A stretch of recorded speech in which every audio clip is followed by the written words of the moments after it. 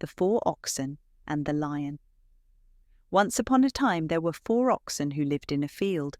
A lion regularly used to prowl around, wondering how he could catch one of them to eat.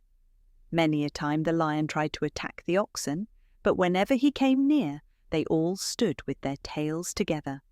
In this way, from whichever direction the lion approached, he was met by the horns of one of the oxen, and very long sharp horns they were too.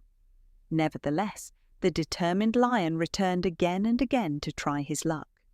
One day, the oxen argued among themselves and fell out. Each of the stubborn animals stomped off to a different corner of the field to graze. Little did they know that the lion had chosen that very day to set out on another hunting attempt. Imagine the lion's glee when he approached the field to see the oxen standing far apart, each one alone. His eyes gleamed as he weighed up which of the huge beasts to attack first. And then he sprang. No sooner had one fallen than he took down the second, the third, and then the last. Moral of the story: united we stand, divided we fall.